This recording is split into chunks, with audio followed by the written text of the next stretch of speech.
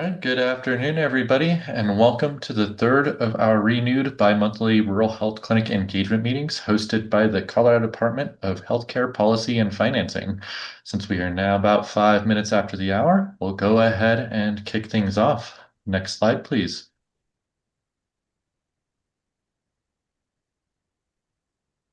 All right, so before getting into today's meeting, I wanted to reiterate our mission here at HCPUF, which is improving healthcare equity, access, and outcomes for the people we serve while saving Coloradans money on healthcare and driving value for Colorado. Next slide, please. All right, and just before we get any further, I'll just do some quick introductions. So to introduce myself, my name is Andrew Abalos. I am the Facility Rate Section Manager here at the Department of Healthcare Policy and Financing, and I will be doing the presenting during today's meeting. This meeting will be recorded, so if you do have any questions for me, please make sure that you're speaking clearly and mention the clinic that you represent.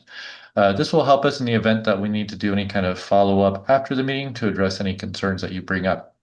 And additionally, since these meetings are recorded, we do post those recordings to our website, which will allow you to forward this information to others that may have missed something. So if you do plan to speak, make sure that you're speaking clearly and doing so in a quiet area, just so that way we can help preserve the integrity of those recordings. So this slide right here just has some information on the timing of these meetings. It reiterates the webinar link and the conference line information, as well as outlines when our next meeting is scheduled for, which is January 8th, 2026 at the same time. So just to express a little bit more about the intent of these meetings, we are working to establish an active forum by which we at the department and the rate section in particular can hear directly from rural health clinics regarding the issues that they face. While we at the department have prepared the material for today's meeting, we do want to think about this as an opportunity to collaboratively develop these agendas with the RHC provider community. So I'll have a little bit more on this later in the presentation. Let's go ahead and move forward. Next slide, please. All right, so here is our agenda for today. We have some of the educational topics that we had in the last couple meetings planned for today's discussion, and some reminders of processes relating to rural health clinics and a few random updates. So I'll go ahead and stay on here for just a moment. All right, and next slide, please. All right, so just a brief update on staffing for those that missed it.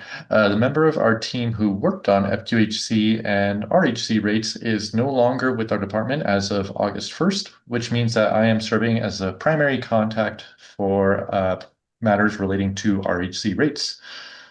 We're still in the process of hiring this position, and we will commit to having updates on this regularly to know when it has been filled and who will also be helping with RHC rates related matters. Next slide, please. Okay. So these next few slides are just some educational resources about our rate setting methodology. I know that there's been still a lot of questions around this, so I just wanted to put this out there as a reminder of how things work, and also for a point of reference in those recordings in case you need to review them later. So I'm going to go ahead and stick to our usual schedule here. We'll go ahead and do the freestanding RHCs first. So beginning with them, we set the rates that are the higher of the prospective payment system, or PPS, rates which are established by BIPA in 2000, or the alternative payment methodology rate, which for those freestanding RHCs is the Medicare upper payment limit. Next slide, please. And then for those new freestanding RHCs, the interim rates are set as the average of the other freestanding RHC rates in the RHC's reasonable accountable entities, or RAEs. So, or specifically those regions.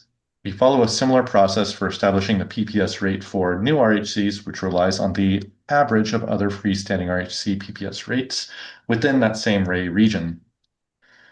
Next slide, please. But In general, the UPL rates, which again is the APM rate that we use, is usually higher than those PPS rates. So there's some predictability in the freestanding RHC rates. So right now we are currently paying at $152 per visit rate. Starting in January 1 of 2026, that will be $165 for those RHCs whose APM is higher than the PPS. And I believe that this has been outlined in CMS documentation. So we'll see following that 2026 rate increase, a couple of more rate increases after that. Okay, and next slide, please.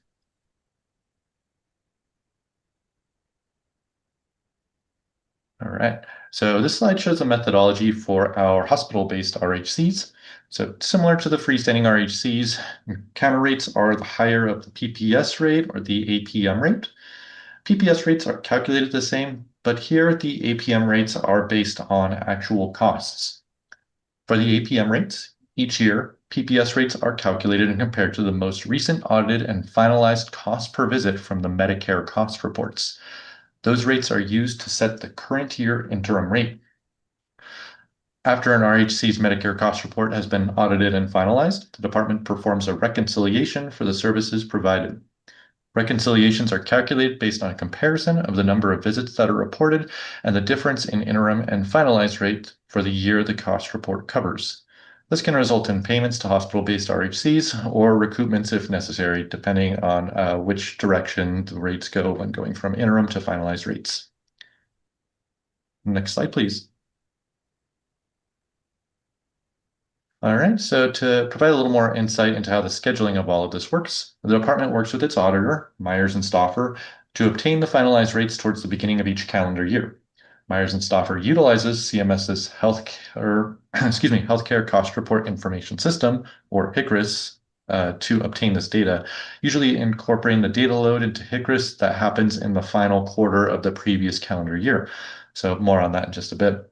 Myers and Stauffer provides the department with the finalized rates from those cost reports and comparisons to the PPS rates. The department will load the higher of the PPS and most recent finalized rate into its claims processing system, or MMIS, effective for the calendar year it received the data, then perform calculations for the newly audited and finalized cost reporting period. When it has completed those calculations, we clear the payments through our leadership and send out the reconciliation letters with appeal rights and everything. And assuming that there's no issues along the way, then we distribute those payments or set up recoupments to take those monies back. Most recently, we did have the reconciliation letter sent out in June, which would have corresponded to those finalized rates that we received toward the beginning of 2024. We did receive our finalized rates toward the beginning of 2025, for which we're still finalizing our calculations and internal clearance processes. All right, so let's go ahead and move on to the next slide. So just a little more on the specifics of the most recent schedules. In the September meeting, I had outlined the 2024 reconciliations and what the process or what the scheduling looked like for that. Shortly after that meeting, we were able to distribute payments to the hospital-based RHCs for those reconciliations, and that was around mid-September. I believe that was part of the September 11th financial cycle. As mentioned earlier, we're still working on those 2025 rates. Once we have those calculations complete, we need to have some final review done, have those go through our leadership group before we can send out those letters. So we're aiming to try and get those letters distributed, hopefully within November. So that way we can start looking at getting those payments made either in December or early January. All right, so that is all that I had on the reconciliations. Before I move forward, were there any questions on the scheduling of that?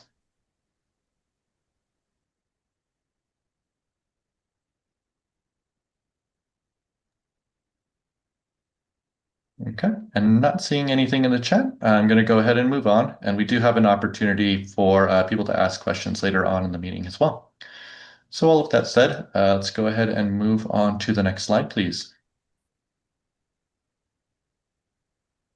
Okay, so during our September 2025 meeting, we discussed the idea of posting rates for all RHCs enrolled with Colorado Medicaid to our website with the intent of adding transparency to our existing payment rates. We also, in that meeting had a call to action for concerned parties to let us know if this might cause any problems or concerns. We did not receive any feedback, so we're intending to move forward with creating this rates posting. And we do not perceive this to be an issue. A lot of these rates are public via the HCRIS database, which anybody can download from the CMS website. So realistically, all we're doing here is just collating the data that we receive from that and posting that online. But we just close the email for giving that sort of feedback. If there are any concerns, feel free to reach out. But at the same time, we're still planning on getting that rates posting available, and we're currently seeking to have that in January.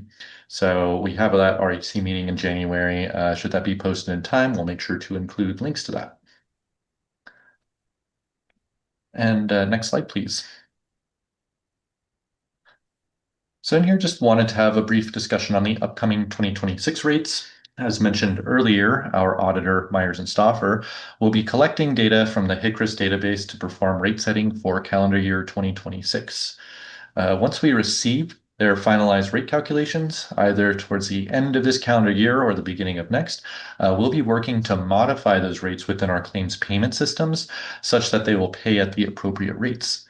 We're also planning on including some communication to the managed care entities as well as we do, just informing them that those rates have been established within the system, and hopefully there will not be a significant amount of claims adjustments that would be required from that. So really, we're looking to have those rates implemented in early January, just so that way we can get those claims paying at the appropriate rates as soon as possible. Okay, and next slide, please.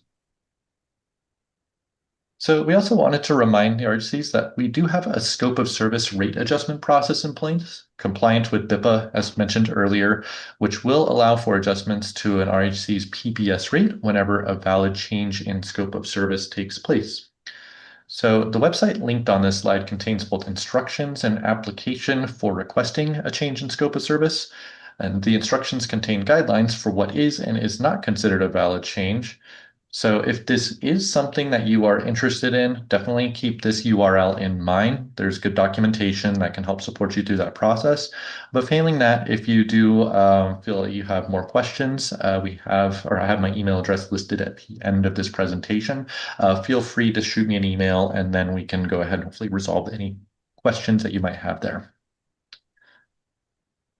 Okay, and next slide. So also just wanted to have a reminder on the managed care accuracy audit process. Managed care entities are required to reimburse RHCs at an amount that is no less than the encounter rate set by HCPUF. So RHCs are invited to participate in this process in a few different ways. First, if an RHC does not submit quarterly data, then HCPUF will determine that the facility has been paid in full. Second, the facility can also notify HCPUF that they have been paid in full, which just makes things a little bit easier. But last, facilities can submit data indicating that payment is still due. And we'd like to emphasize that it may be optimal to reconcile the data with the relevant managed care entities prior to submissions of that data. But regardless, this is intended to call to attention a potentially missing revenue stream to RHCs from the managed care entities, which is why this information is listed here.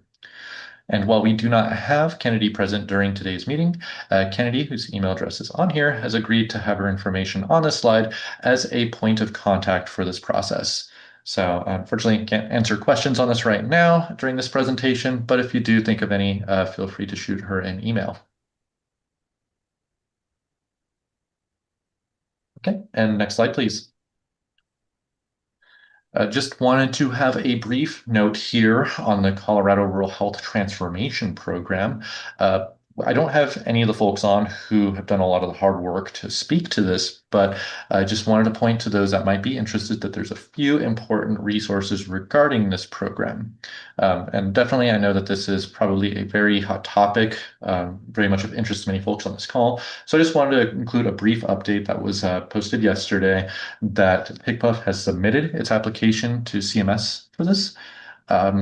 And again, I do not have a whole lot of details on here, but if you are seeking more details, there is a URL on this slide that is hosted on the HCPF site that has a lot of documentation on the stakeholdering, what the Rural Health Transformation Program is, status of just pretty much anything that you might need. So I would encourage you to visit that site for more information there.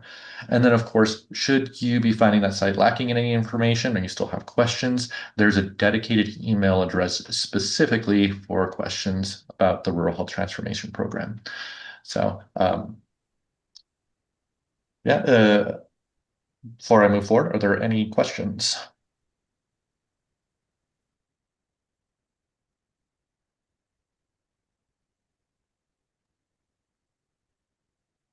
Okay, and go ahead and go on to the next slide, please. So we're progressing through this meeting pretty quickly, so we're getting close to the end of this one. But I just wanted to mention that, again, we want to make sure these meetings are engaging and can be used to discuss pertinent topics with the rural health clinic provider community. And our next meeting is scheduled for January. So if you can think of any topics or questions or anything that you would like to see discussed in these meetings, please send us an email, just what you would like to see discussed. It can help us get perhaps others that are involved with various programs that are impacting RHCs to speak to this, or just allow us the opportunity to prepare for those discussions. So the sooner that you can provide that, the better. But again, we do want to make sure that these meetings are valuable to the community. So please reach out if there's anything you would like to see discussed or addressed in these meetings. Okay. And next slide, please. Well, we progressed through the prepared material pretty quickly there, so I just want to go ahead and open it up once again for just questions, comments, solutions to anything at all that we discussed or did not discuss today. So go ahead and stay silent for just a moment here.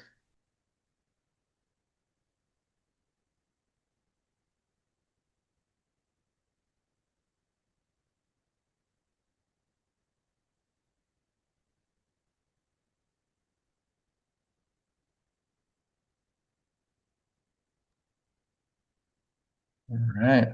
So I'm not seeing anything, but again, we do respond to our emails too, so go ahead and move on to the next slide. Here is the contact information for myself, as well as some of the folks in the health programs office who work with RHCs. So if you do have any questions, please feel free to reach out. Otherwise, we will plan to host that meeting in January. So please enjoy the holidays, and we will talk to you in the new year. Thank you so much.